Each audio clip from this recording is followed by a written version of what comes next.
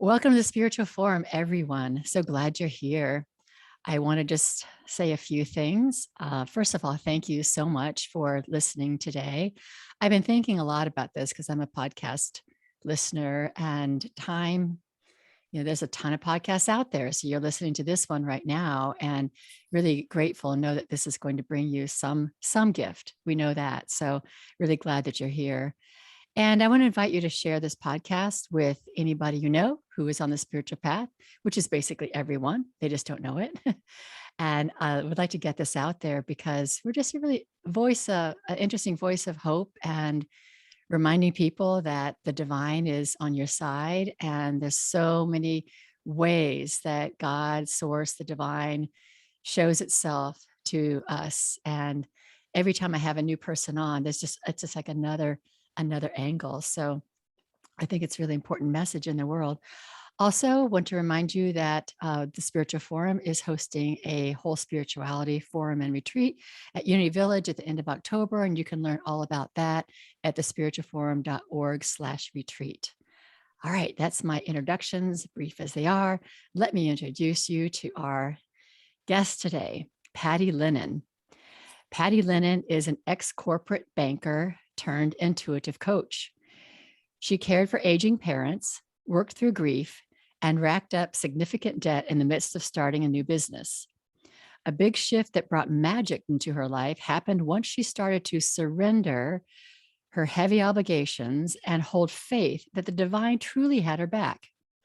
Patty's been featured in Forbes, Fast Company, Daily Worth, and is the host of the Space for Magic podcast, where she blends brain science and metaphysics to help her listeners find clarity, focus, and inspiration. She's the founder and CEO of the Receiving School and the author of the new book, Space for Magic. Welcome, Patty. Thank you. Thank you for having me here, Carol. I'm really looking forward to talking to you. Before we started, I'll let you know that I did read your book, Space for Magic, and there's lots of good stuff in there about why the law of attraction doesn't work for everyone or what we can do to make the law work. I know that's one of the things that kind of intrigued me because I have people that I coach regularly, and there's times that it's like, why isn't it working for me? Why isn't it working for me? So I hope we can shed some light on that today. But before we get into any of that, I'd like for you to give us a brief synopsis of your personal journey. I know you were a type A corporate banker, and now you are I call you a surrenderer to the divine, and would like to know how you kind of traverse life to get to where you are today. I love that. I love that surrenderer to the divine. So, well, briefly, how I became a type A corporate banker, because it was not my intention. I actually was in college expecting to become a public defender and eventually go into politics. And all of that came from a place of really always having an affection for the underdog and feeling like, based on my particular gifts, that was what was calling me. And while in college, I had an internship at a public defender's office. And when I learned how the justice system really worked, and at the time I was a white conservative right-wing woman. So just to understand, I was not liberal when I went into this at all. And so through that particular lens, working inside the justice system, my heart was broken, because up until then, I thought in the States that the Constitution we had, the way it worked, was just an amazing, amazing vehicle to create equality for everyone. Finding out that that didn't exist left me pretty lost at the end. I didn't end up going to law school, and I had graduated in 93, which was a terrible job market. And so I got a temp job, which happened to be at a bank. Now, where I became a type A was just in a context that really encouraged some things that are natural for me. I love rules. I love people pleasing. I love succeeding. Sometimes type A's come from this place of like, oh, I'm going to dominate the world. That wasn't me. It was just initially, I just loved all of these things. It was what brought me to law and everything. And so I thrived in my temp job, and I really wasn't there intending to make a career. I was waiting to figure out what I was going to do. But because I was thriving, I was offered a job. My parents at the time seemed obsessed with me having health benefits, so I took the job.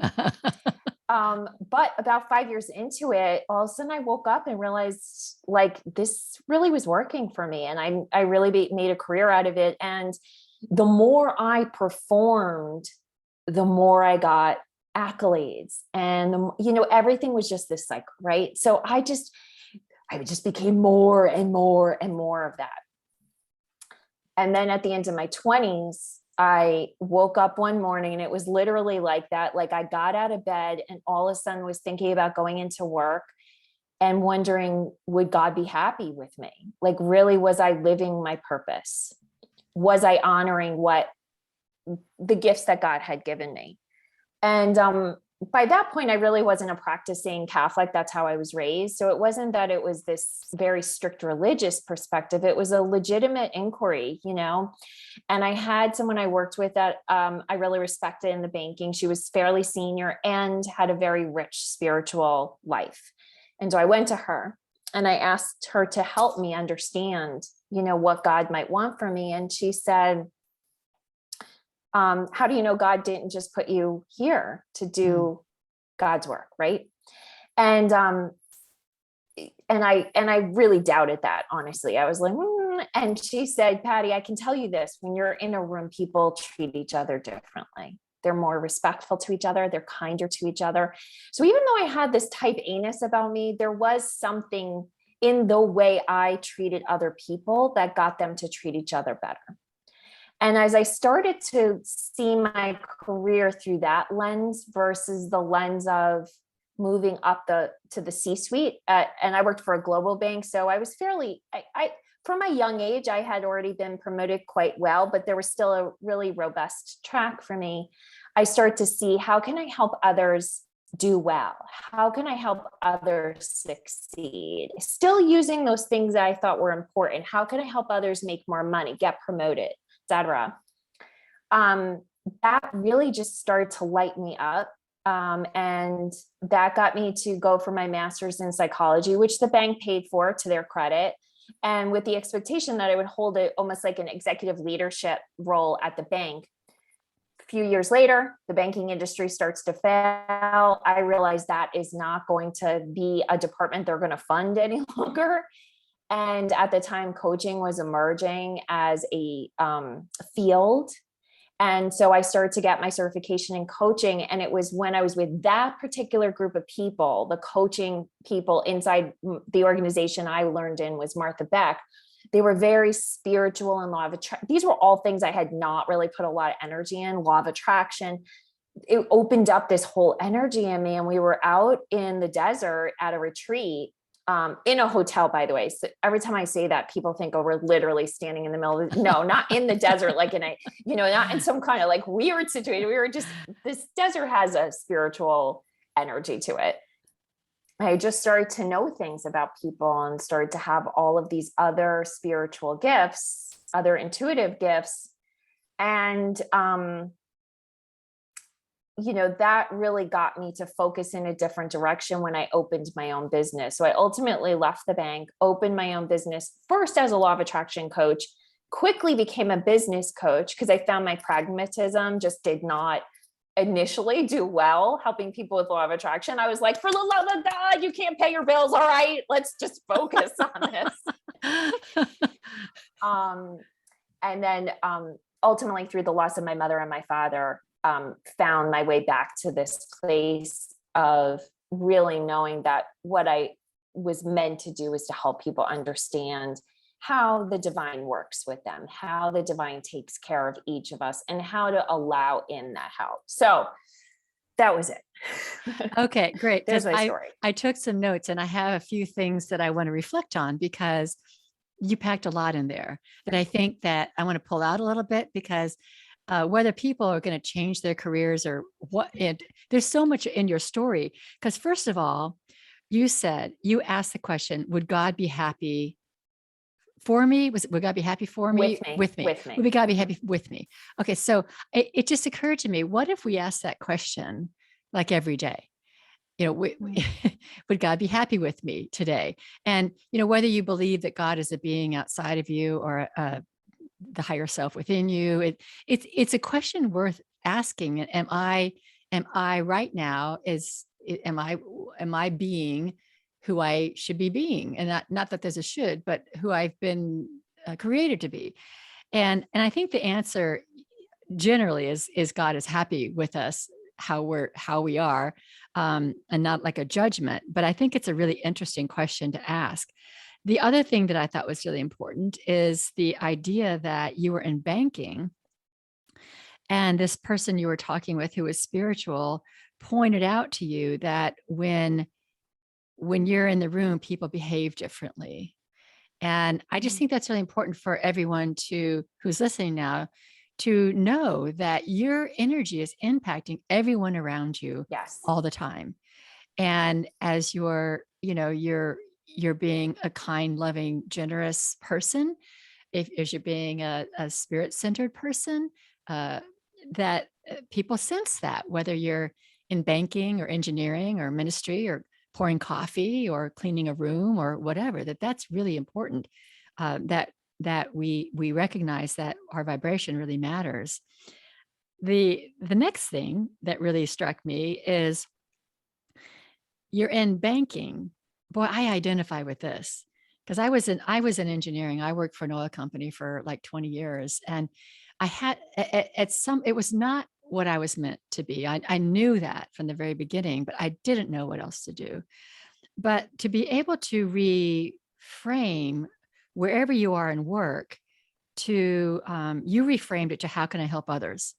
So here I am, not really in a typical helping business. I mean, I think bankers help people, but everybody helps people, but it's Right. not like, it's not like a typical helping business, but you found a way to shift your relationship with your work to be in service.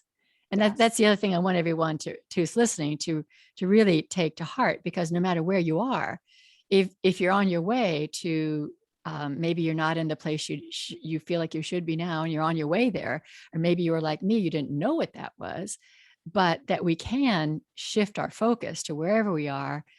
How can we help people? How can we lift up where we are? How can we be the best me that I am here? Um, and then the last thing, and then we'll go on. But the last thing is when you were at the retreat, you started to discern that you had this intuition or this intuitive knowing. You started knowing things about people. And I think that a lot of people, myself included, I've been one of those people like I'm not gifted in that way. Like, the clairvoyants are, or there are some people who are really strong intuitives. And I negate my own intuitive ability. And if I look at myself, there are times it's like, I do know things. I do sense things. I sense a lot of things, but I don't label it the same as others who are called intuitives. And so that's another thing I think is important to point out for people, because you probably were intuitive all along, but it just became really kind of clear to you. Yeah. Can I kind of dive into that a Please little do. bit? Yeah. Yeah. So, because in the receiving school, we get into what I call, which is my core sort of work is in the receiving school, and we work through the receiving method, right? So to me, everything is about, back to your original point, God's always happy with us, Right. not maybe the God of a traditional religion, but the divine, Right. the source of love, always happy with us, and also knows what is within our soul's desire for ourselves, so it's always, are we reaching into our full, like, are we sharing our full selves with the world, right? Every day. But part of what we do is talk about people's gifts. And the thing that I think is interesting is that most people associate intuitives with two gifts, clairvoyance and clairaudience, which is hearing or seeing the thing. And it's actually popular media that has made this concept so confusing for people. Whereas what I have found, especially people on a spiritual path, is the two strongest gifts we typically have is clairsentience, which is feeling, and then claircognizance, which is knowing. And we can talk about what those look like in a bit. But to your point, like, you feel things, like you sense things, you know things, right? Those are those two gifts. I can look back and see that I did have a subtle level of those two gifts my whole life.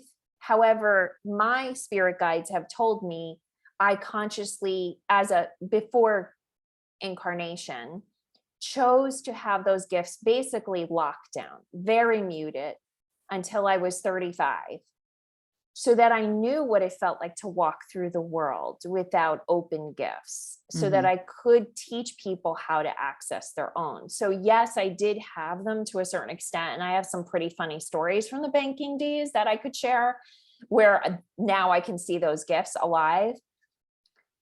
And also, when you're in receptivity, when you're no longer in resistance to them, when you're no longer saying, oh, that's not me, what they look like is, taking something that's very like muted and suddenly seeing it in technicolor. It is a very different experience. And in that particular retreat, it was like, I mean, it was like detailed, like crazy details, like not anything like the stories I have from like when I was younger. But anyway, all right. What else? Well, that's cool. Okay. Yes. That's very cool. So then, I mean, so you spoke about your spirit guides. So are Mhm. you Claire? What is it? Can you hear that, or is that also just annoying? Yeah, at this point, my strongest gift most of the time is claircognizance, where if I, for myself, so if you were to ask me a question, all of the sudden, I would just know the answer. And that's what claircognizance looks like. Clairsentience, which is my second strongest gift, is if you ask me a question, all of a sudden I would feel the answer in my body first, and then my brain would translate it into an answer. But the feeling state would come before the actual answer. Okay. But Okay. I mean, this has been 12, 13 years now. I do, when I work with clients, I will get their loved ones in front of me. I will hear them speaking to me. So that it depends on who this, if I'm working just with my own journey, claircognizance and clairaudience clairsentience is usually how it's coming through, but I do now have those other gifts.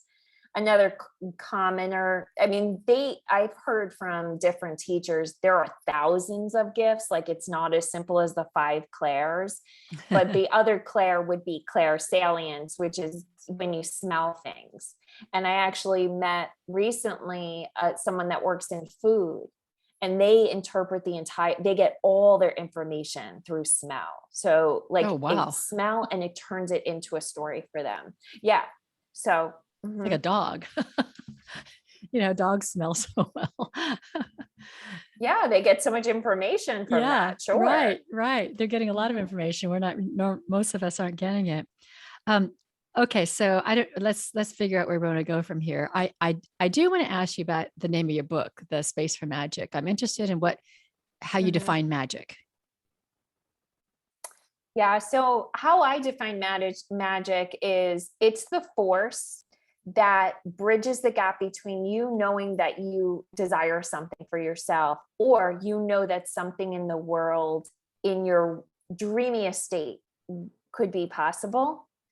But the human effort that you are capable of can't take you to that place, whether you're talking about world peace, or in my case, when I had, over six figures in debt, being debt free. It's just, we can't physically create a plan, right, to get us to that end state, but there's certain things we can do. So the force that bridges the gap is what I call magic. And so you can call it love, or God, or the manifestation energy, and any of those words would apply to what we're talking about, but that's how I define magic. Okay, that's really very, very cool. I like that a lot because I think it is a word that a lot of people have just different ideas for what it is. But I think Mhm. everybody knows that potential that we see ourselves as, or that dream that we have, whether it's a relationship or a home or some, a following or some sort of impact in the world.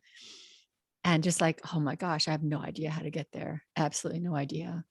So what you're saying is the divine energy that are you saying magic is the divine energy that allows us to get to our dream, or is it just the space in between where we are sitting and where we want to go?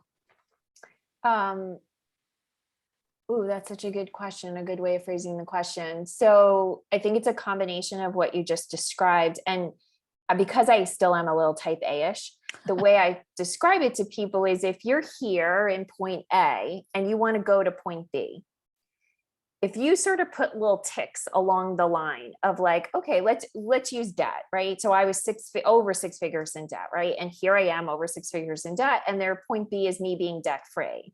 Well, there's a few things I could do, right? I could cut expenses, I could make more money. There's certain things, but even when I do that, it only takes me like a third of the way. Mhm. And at that point, then I have to let go. I have to surrender Yeah. and be carried to the destination. Now, it doesn't mean that in that third of the way to the final way, I'm not doing anything. You know, I might get a loan, a job opportunity might come up. You know, lots of things can come, but I won't be the one that had made them happen. They'll Yeah. come into my life by magic. And so it is all of the occurrences that happen that take us to the next level of our desires, of our dreams, of our spiritual path that we didn't personally orchestrate and generally happen because of a surrender energy. Mhm. Okay. All right. So do you want to talk a little bit about the law of attraction? Yeah. Yeah, let's talk about that because I think people have a lot of misunderstandings about it and manifestation and all of that. And I'm a unity minister, and unity's been big on the law of attraction. And um, so let's talk about what works and what doesn't work, and how we bridge that gap. So yes, let's. Yes, let's. So I've studied this a lot. Law of attraction exists. You know, the law that is the law of Mhm. attraction exists. And the law says when we vibrate at a certain position of vibration, we will attract that which matches that vibration. Right? That's essentially the law of attraction, which is super unhelpful if you're trying to attract money and you have six figures of debt, right? Right, Because right. how do You're in the acting as hole. if, Yeah. right? And this is where the brain science for me comes in. So when I started to learn law of attraction, it was super cool. It was before we had built up all that debt. I was not a debtor in my life. Um, our debt came all situationally because of illnesses and job loss and some other stuff. So there wasn't like I had been in this perpetual relationship with debt. You know, I Mhm. had not been vibrating debt, whatever. Mhm.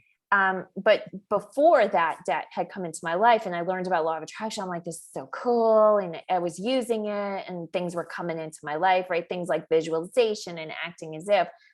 But there's a place where once your dreams get beyond a certain level, for your brain to maintain the energy of the as if story is relatively impossible for 80% of the brain structures. So, highly right brained people who spend most of their time in a creative space where they're constantly building out new worlds in their mind and actually being in the present moment is hard for them.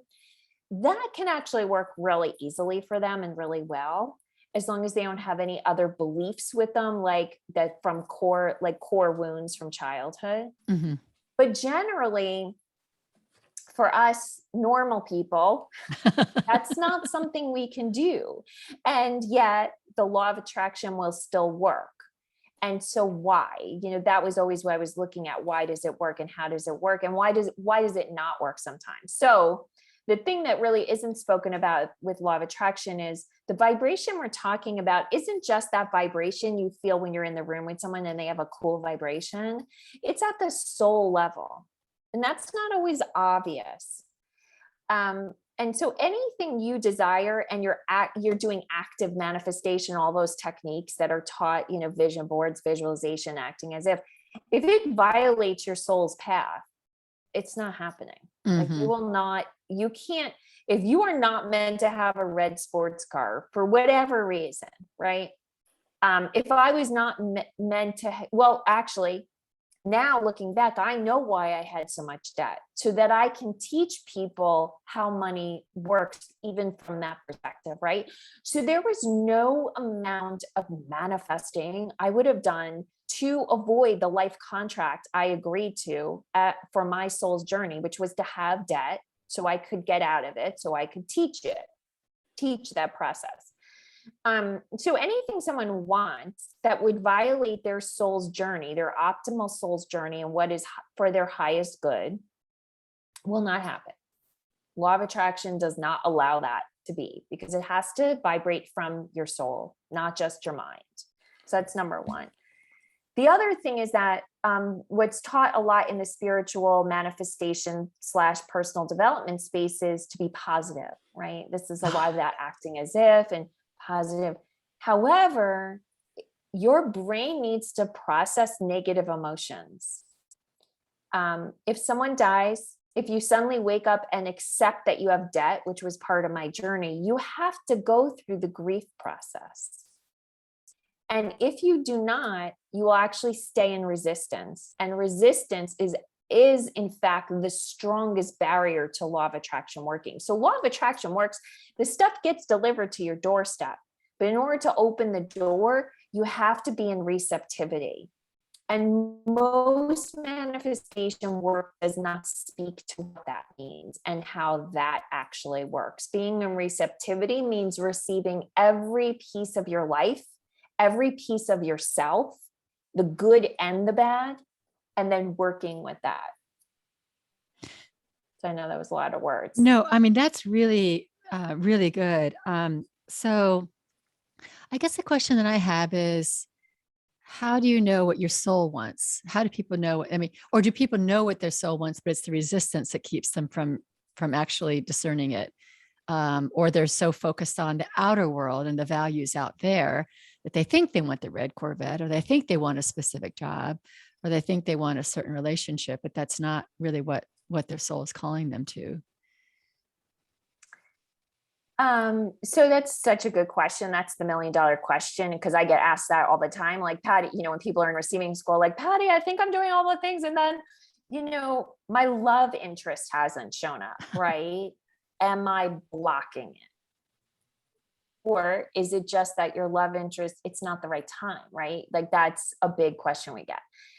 And it's really hard to do that discernment, especially if you're in an early part of processing your early life wounds.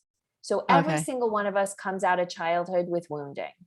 It doesn't matter how great your parents were. It doesn't matter how healthy all the people around you were. It just happens.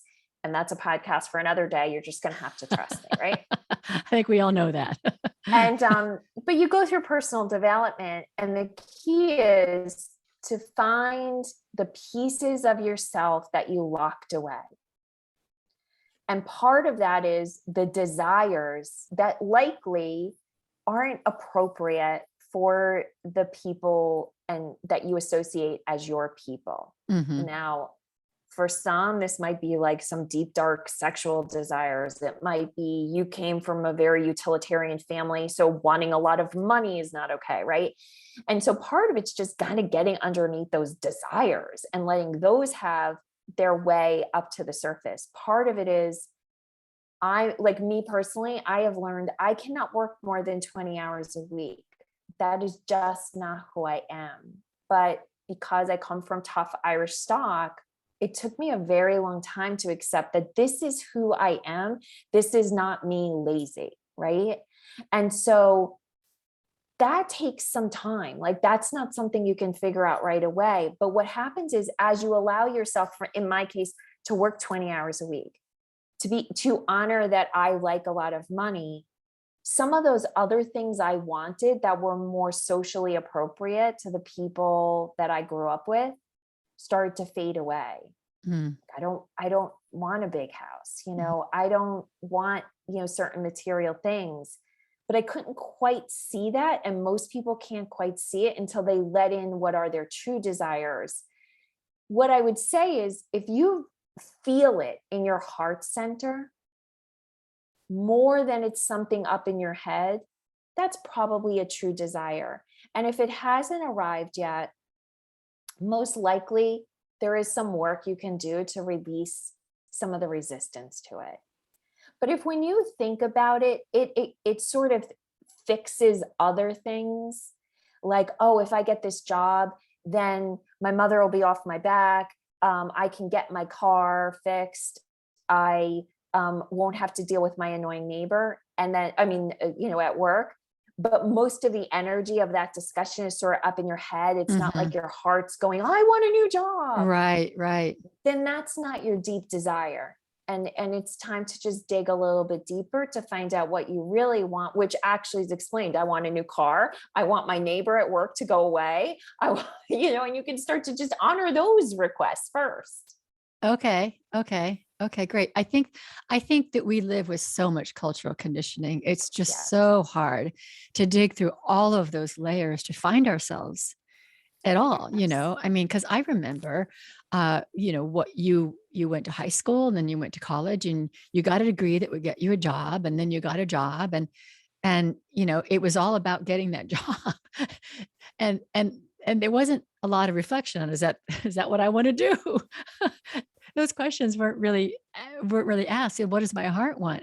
We're just not really oriented that way. So to dig through those layers of the cultural conditioning and then your own ego conditioning and familial conditioning to find, who am I? That's a lot of work. Good work. It's really, really good work. It is. And what I found for someone listening that may be like, Jesus, now I've got like this giant job ahead of me. The good news is anything that's not of your heart desire, I would bet, if you're like, why hasn't this arrived yet? Like, why isn't manifestation working? You can come up with a different desire that would take you a part of the way. And what I mean by that is it's not usually as important that particular thing comes into your life right now. Yeah, So, timing's a big deal. Timing's a big deal. Yeah. and so then it's less, sorry. No, go ahead. Go ahead. It's like, so then if you're like, well, I'm manifesting, a love interest and they haven't shown up. No, Patty, I really do want this. I feel so lonely, right? Okay, so let's start there. It's the loneliness ache, right? So can you make a list of 7 or 10 other things that aren't a love interest? I get that, but that maybe could bridge it a little bit, like could help a little bit, like a new friend that's really passionate about something you're passionate about. Or maybe some really fabulous dates, even if they're not your soulmate. Like, could you try asking for those things and see what happens? And I would bet you that they start to show up super quick, because the divine's like, I heard you. I just can't fulfill your love interest request right now, either because that person isn't ready for you yet, right? Right. You're not ready for them yet. You still need to learn how to be on your own, maybe, right? Like but like, I want you to know I love you so I can send you these other things. I just need you to ask for them first. That's so sweet. I love that idea. It's very loving. Like, I want to give this to you, but it's not ready, or you're not ready, but let me give you everything else I can in the meantime. That's a really sweet idea. Because I have this conversation with my youngest daughter a lot. She wants to manifest a relationship. And sometimes I say, maybe your person is, with somebody else right now and having to learn a lesson over there and just not available. Maybe has nothing to do with you and your situation here. Maybe it's just timing, but maybe it's also doing inner work, and maybe it's also these bridge, like you were saying, finding what's underneath it. That's really, really, really great. Very helpful. Okay, I'm trying to think of. I had a few ideas about where I wanted to go with this, but I do know that the law of attraction is something that is frustrating for people. I want to talk a little bit about visioning, because I think you talk about how, like, a vision board. That's where I wanted to go. The question ask. You mentioned ask. Like, you are saying that, don't you think that people sometimes have desires and dreams, but they don't make the ask? Yes, absolutely. So I think that's excellent. I think so yes, you have to ask. The thing is that a lot of what I saw when I was first learning manifestation really focused on, if it hasn't arrived, you haven't asked properly. So now ask a different way. Yeah. And my take is, as long as you ask in some way, including just having the thought, I would really love a love partner. The divine is omnipotent, does not need a vision board to understand that's what you want, right? But you do have to acknowledge your desires. So just like I said, if you keep asking for that love partner, but you haven't asked for awesome dates and a new friend that shares your passion for travel, because let's say that's what I see with a lot of people with wanting a love interest, it's because there's some experience they want to be doing out there in the world and they want their partner in it with them. Maybe they're on a new spiritual path and I would love a love partner that's on this spiritual path with me. And we could be learning all this stuff together. Okay, but you could have a friend in the meantime that's just as passionate. And yes, maybe you're not going to have sex with them, but it could still be a lot of fun, right? But if you've sort of said like, no, that's not what I want, that's not what I want, you haven't made the ask. But the thing is, if you have made the ask and it hasn't shown up, I 100% promise you it's not because you haven't asked properly. Like you can write a letter, you can do a vision board, but that's what I used to see is like, oh, well, maybe you don't believe in it enough. Have you done your vision board this year? Do you look at it and do you believe it? No. It's law of attraction shaming. Yes. And on top of it, the divine knows we're human. Right. The divine knows we have doubts. The divine does not require our absolute faith in that this is a given. That was the whole point of the human condition, is doubt. Like that is this adventure on crazy planet school Earth, So there's not any special words you have to say, special way of doing it. I do think of, go ahead. No, and I would say also, you do not have to ask for it in the present tense as if it already existed.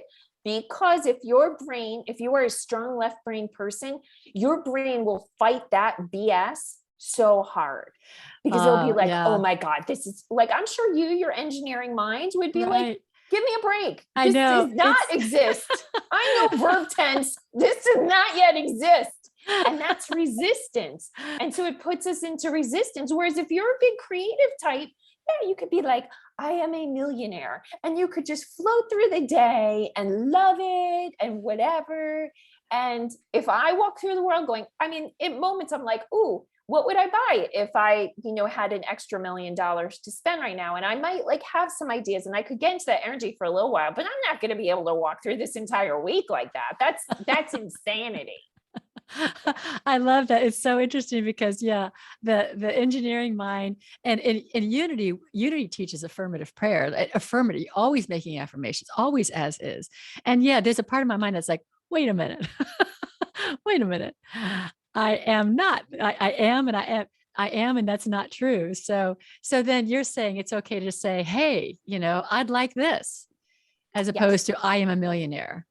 Yes. And affirmative thinking, from what I understand of the unity perspective, actually is really helpful. It's just, you have to be very detail oriented. So I am wealthy, right? I can say that right now, not just because of my bank account, because I know how much the divine has for me. Right. I live on land, right? I am wealthy.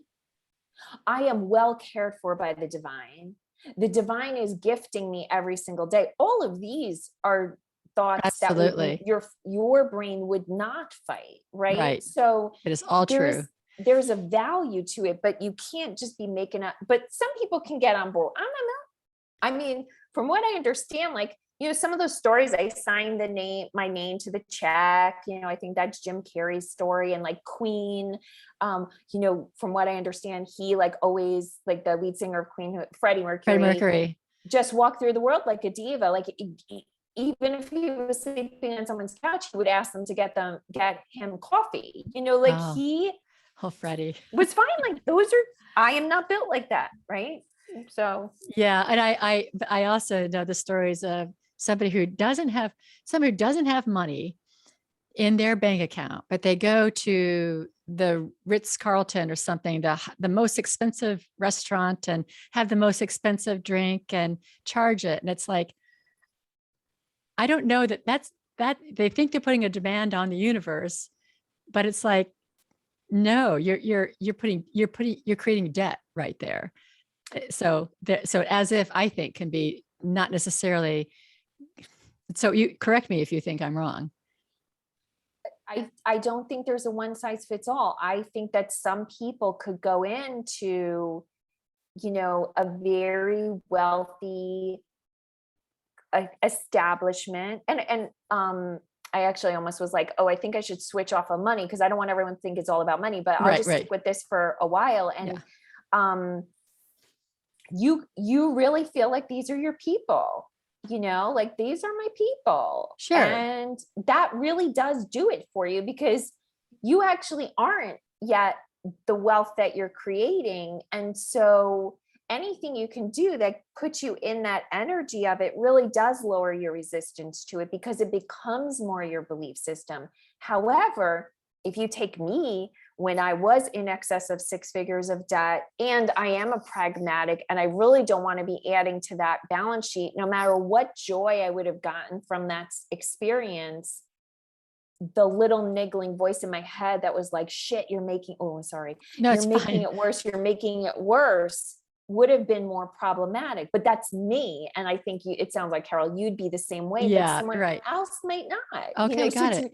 You have to get honest with yourself, but you can't lie your way out of law of attraction. Like you can't make up rules. Like it's going to show you what's true for you or not. Right. And if it doesn't, a certain action doesn't resonate with me, that doesn't mean I'm doing it wrong. It means I have another way for the law to work, or have another way for me to be in alignment with this law. This way that works for you doesn't work for me. I think that's really important. I think that's really, really important, because when we read about the law of attraction or other spiritual laws, we think there's a certain way of doing it, and we're doing it wrong. And again, we're shamed for it, or we have to, or we throw the law out entirely. It just doesn't work, because it doesn't work for me doing it your way. So it's a really good message. And I agree, it's not about money, but it's about the law is the law. And each one of us has our own unique way of being in this world. And you talk about the brain chemistry. And so it's like finding how your brain and your soul is going to be resonating with this law, and acting from there. Absolutely. Yes. It's a great message. I mean, it's a really, really great thing, because I think too many people are trying to do it another person's way.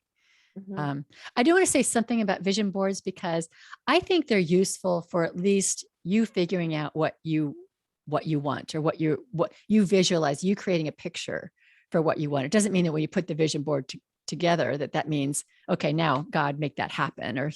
But I think there's some use in, if you're inclined, and maybe not everyone's inclined this way, but if you're inclined to have a pictorial representation, something that's visual or something that evokes feeling. And I know for me, it's helped me get clear on what it is that I want. And if it works for you, do it. And if it doesn't, don't. I love that you're saying that, because honestly, the thing I get the most hate mail on, and I put that in quotes, I don't get a lot of hate mail, but I will generally get, when some people read the book, they're like, but I loved your book, Patty, but I just have to say, vision boards really work. And the thing is, I'm not saying they don't. I'm saying I hate doing them. Me personally, I hate doing them. And I am here to take a stand for every other person who is like dragging out their stack of magazines. I mean, I did this for years, dragging out the stack of magazines, going on Facebook. Anyone got any magazines for me? Like cutting the damn pictures out, gluing them down. I don't like doing the words. I do not like doing it. Okay. Don't make me do it. And people told me it was because I hadn't done my vision board, Oh, and so okay. I am here to take a stand for every other person. I love that Does not like to do vision boards. But There we go. if you do them, I think they're an amazing tool. And by the way, I haven't been to a retreat that's had this in its context in quite some time. But anytime I've ever done it, where someone brings the magazines and makes the space for me to do it, and I have people next to me so I can talk to them, and someone's rubbing my back, like, hey, I'll take a good vision board in those circumstances. If it comes with a also. massage. Yeah, because I don't like sitting for that long. That's part of my problem. And I did it in a yoga retreat, and I was like, can I just skip this part? And she was like, why? And then finally I was like, I don't like sitting there. Like, and she's like, what if I came over and rubbed your back? I'm like, fine, I will do the vision board then. That's fine. I surrender. I surrender. Well, I'll do it too if I get a back massage. Goodness. I'll sit at the Ritz-Carlton and go into debt if I get a massage while I'm doing it. There you go. Oh, yeah. So I guess the key is that we need to find our own path. We need to find our own path. Right. And know, that the divine has our back and is there to give.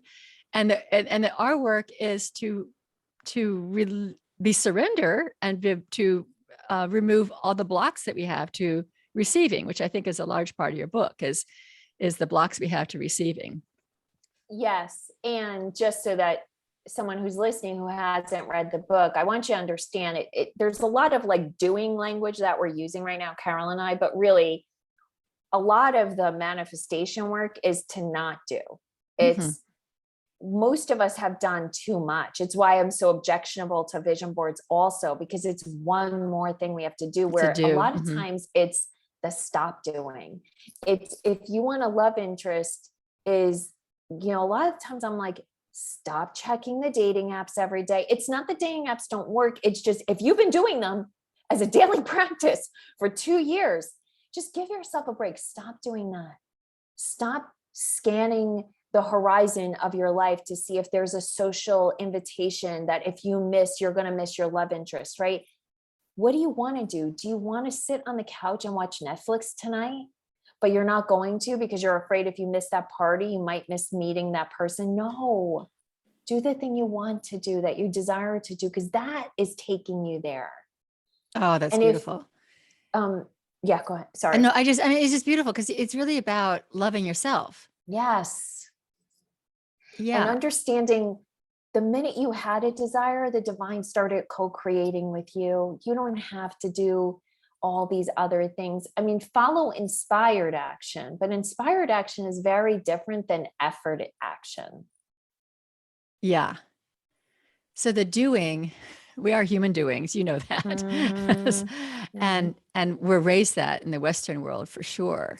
Yeah. It's interesting. The person that I interviewed before you a few days ago, she's a dancer, and she is really into being. It's so interesting that she's of Indian origin, and it's just a completely different energy than what we're raised in the West. And we talked about how we do these goals and we have purposes and we have all these things that we're doing. But there's something but our soul was timeless. Our soul doesn't really respond to all of that. But at the same time, so here with the law of attraction, at the same time, we're wanting to manifest our dreams, but if we make them like a goal or some sort of a thing we need to climb to get to, then we're kind of missing the point. Yeah. And we'll probably miss the dream too. We'll probably even miss seeing it because we're so busy putting this foot in front of the other and checking for the signs and checking our maps and all that to see where we are. Are we on track? And the divine may have it right there for us, but we're not able to see it. Yeah. I'm missing becoming the person we had the potential to become in this particular lifetime. Yeah. And ultimately we don't want to be at the end of life or on the other side and going, I missed it. I missed the whole thing. I got busy. I was doing too much, or I was not following my soul essence. And that's such an affliction that we have, not following our soul essence. Um, so, um, can we talk about the rules of receiving? Do you think we have time for Mm. that? Yeah.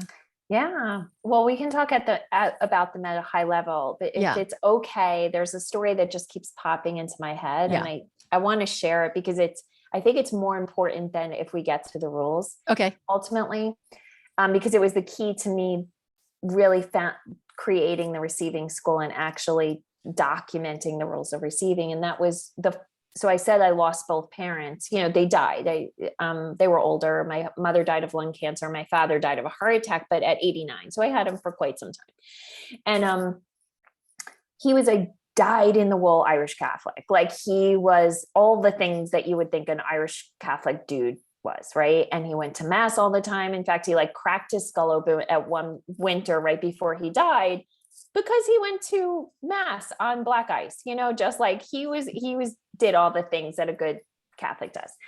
And he when he got to the other side, he first, when he crossed over, just as an aside, when my mom crossed over after dying over the period of weeks, she was immediately available to me.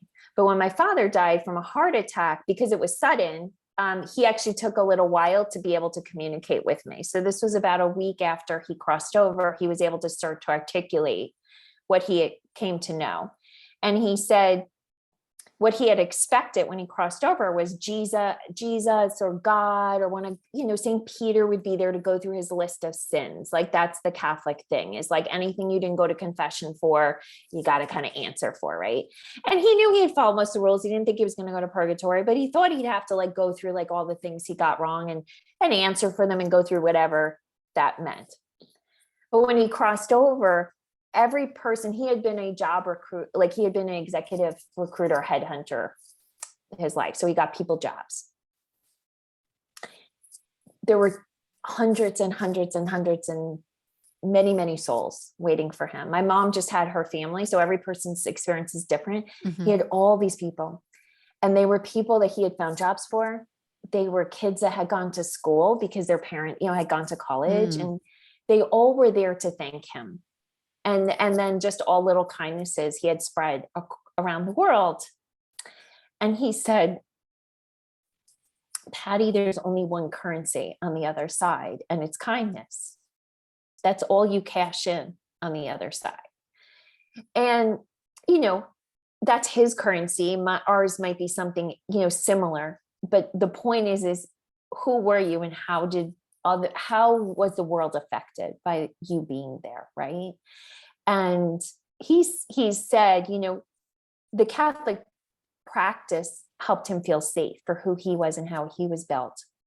But the thing he would want people to know is that if you just act from kindness to yourself and kindness to others, you'll just be guided where you need to be. And the reward on the other side is magnificent. Wow. And yeah. And I share that because I think we get it, and it's not about living a life of poverty or not having a love interest here or not having what you want. It's just sometimes the rules we put in place, that is what it means to be a good person, really get in the way of us just flowing with life, and making the difference that we make. So on the other side of that conversation, and some other conversations during that summer after he died, I really started to understand this field of receptivity versus field of resistance as the key to all of it. That it wasn't about visualizing money or love interest or whatever you wanted. It was, you're either open and receptive, in which case everything you desire that is meant for you at this time is going to come into your life, or you're in resistance. And that's where the rules of receiving came. Once I start to teach it, obviously it needs a structure. So I don't know. Do you think we have time? I can go through them super quick. No, I think we've got time. You don't have to be super quick. It's fine if we go a little over. I think it's worth talking about. I think this is really key for so many of us to be receptive, because I think that, the visual would be, we want something, but, we're we're closed off. So we're saying we want it, but we closed the door. Yeah. But I do want to just reflect on the story of your father, because it's so beautiful.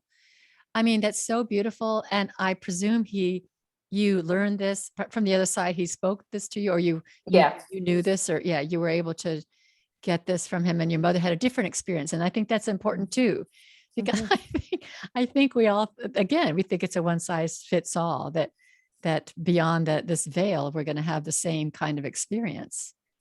And I think I don't say this to say that if you have someone that's going through a difficult death, that you need to believe what I'm telling you. But if it helps you make sense of it, I will share this with you. My mother lived her life with a lot of guilt for no reason. She was one of the best humans I've ever known, but she was just someone that was always worried. Did I do enough? Was I enough? Etc. Her death was very long because she had lung cancer. But during that time, she practiced coming in and out of her body, and she was able to cross the veil and come back, cross the veil and come back Wow. during those last weeks. And she was able to bring some information back to her human form that allowed her to forgive herself. And I've been through other people's deaths before I had the gifts at the level they're at. So I couldn't see that when they were going through this pain. But I got to see it with her. And as she got to the other side of the veil, she was just ready for, everything that was there for her, and her experiences. Where my dad, he, shot out of his body like, it was a heart attack. It was like right out there, and he needed some integration time. He just needed to, like, I think we have judgments about what a good death looks like, and I do want to convey that my experience is that the kind of death someone experiences really is guided, and there really are angels there for them, and there really are beings helping them in that experience, even if we don't understand why that experience is happening the way it is. That's beautiful. And I know that will help so many people. I know that helps so many people, because that's just a question that people have. So thank you for sharing that. Yeah, thank you. Um, Again, I think the theme for today is there isn't a one size fits all, and we each have our own individual way of living.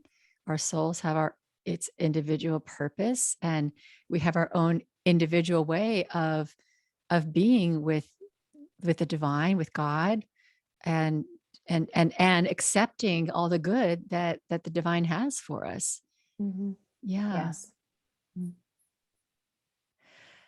Okay, well, I think we can still talk about the rules of receiving if you're Okay. still open. Well, yes, absolutely. So um, there's 5 rules, and the first rule is receive the outer world fully.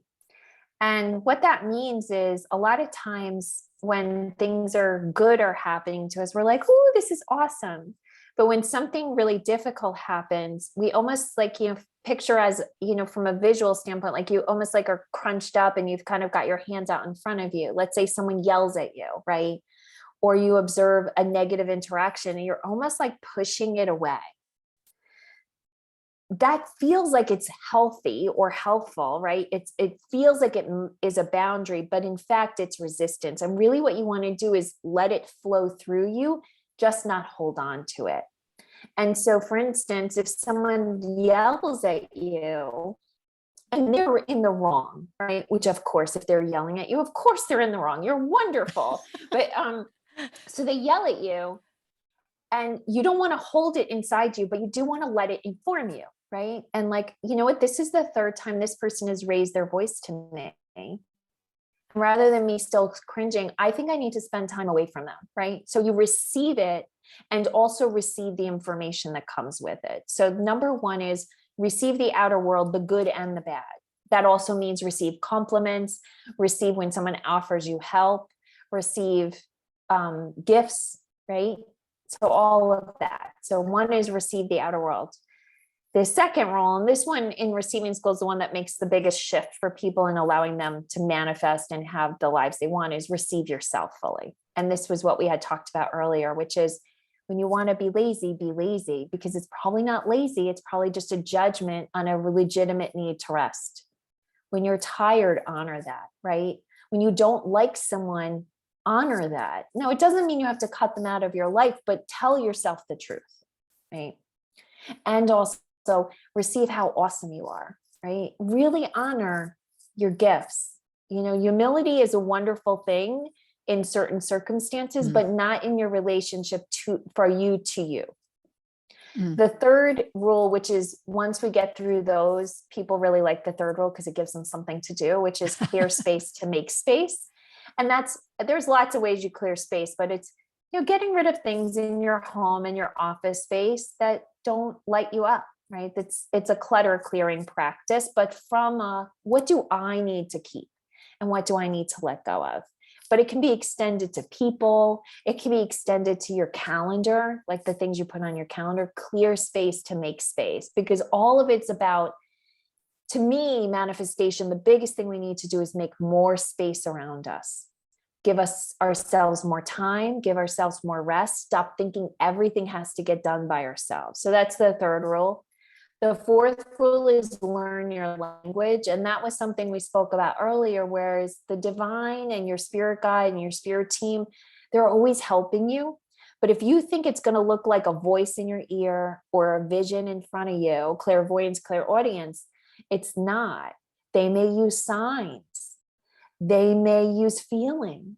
They may use other humans. So really learning what's the language the divine is using to guide you, because then it's a lot less confusing. And that actually answers a lot of those questions you asked earlier, Carol, about how does someone know if, you know, they're blocking it or it's just not right for them?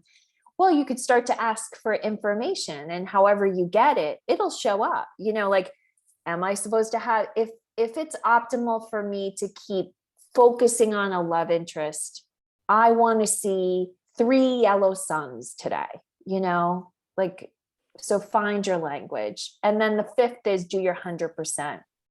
And your 100% answers the question of, well, how do I know if I've done enough?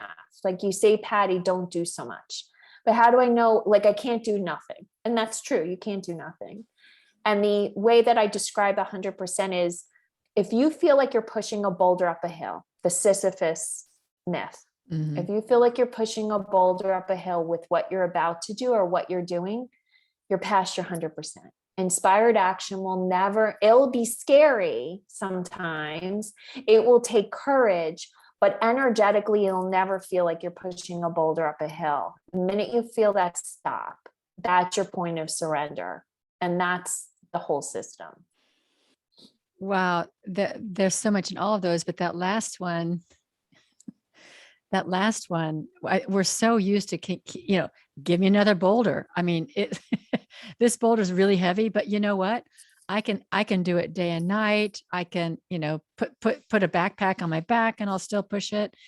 And I know myself in my life, I've gone through so many phases like that where, you know, at some point my body picks me up and smacks me down in bed, and you know, and I'm sick. I literally make myself sick because I wasn't willing to stop. Yeah. Yeah. Yeah. So And the thing that I speak to in the book, or that I talk to in the practice, is not only are you doing too much, but when you're in that relationship, you're actually resistance. You're pushing it away. It's not yeah, just that you don't have the energy, you're actually pushing it away. So you're making it worse. right. And that's such an important distinction, really important distinction. And I know in the receive yourself part of your book, I really like that a lot, because you talked about how we resist ourselves as being needy, lazy, and selfish. And Mhm. and boy, each one of those, especially the needy one, resonated with me. I feel like, and I think it was yours too, that Yeah. you know that I don't have needs. I don't have needs, but I can help handle everybody else's needs or help everybody else's needs, but I don't have needs. And that's Yeah. that's something that can happen so early in childhood that we carry for a long, long time. And to identify that as resistance is very, very it's enlightening. It's interesting. It is. And to me, what's so fascinating, because it's based on psychological theory called the rejected self theory. So this is Mhm, not just my own data points. I learned this with my mhm, master's in psych. And what I find so amazing is when someone does what's in the book, or they've learned it through me through like a free training, not meaning they're not even in receiving school yet. When they embrace one of those three selves, lazy, needy, irresponsible, selfish, and those are all different words, but so if they spend the day just like on the couch and they really allow themselves to be what they would have thought was lazy, or they really allow themselves to be what they consider needy, almost always within like a week or two, there's a huge shift in their life around something that they were blocked on. It's awe-inspiring to me. So interesting. Because the rejected self theory has been around since 1907. Yeah. And yet we just haven't had a practical application that's connected the dots for us and given it the right words, I think. And I think those words, the lazy, the needy, and the it selfish. unlocks something, for someone. Yeah. And it does. Out of all the stuff I teach, it definitely is that one thing that I see moves the dial the fastest for anyone. Yeah, I can see that for sure. So why do a vision board when you could be doing that? When you could just be laying on the couch watching Netflix and having someone in your home bringing you a warm beverage. Being needy. See, my way is better, Carol. It's much better. Too. No more vision boards for me. Okay. Well, I want to give you the last word. Whatever you want to say to our audience about your receiving school or anything else. Well, certainly if you're curious about it, get the book, Make Space for Magic, because you'll learn more about receiving school in that. But the last word I want to leave everyone with is when I do one-on-one sessions for people occasionally, or even in receiving school, when I'm getting message from spirit for people, if someone's new, this is their first time they're getting direct message, there's always two messages that come through, and they're the exact same messages every single person. I've been doing this for years. And the first is, I love you. And the second is, I'm proud of you. And what I want to leave you with is, if you knew for a fact that the person that's on the other side of the veil, or God, or source, or your spirit team right now is standing in front of you and saying, we love you and we are so proud of you, what would you do differently? Because I promise you it would be something, because it's always the message they deliver. Wow. Fascinating. Thank you. Thank you so much. Thank you for sharing yourself in this amazing way. It was a fun conversation. And I saw myself a lot in your book, and I really appreciate seeing that. And I really appreciate this conversation. It was just a lot of fun. So wish you the best, and know that you're really blessing so many people's lives through your work. And I love you, and I'm proud of you. Thank you. Thank you, everyone, for listening. And I now close the Spiritual Forum.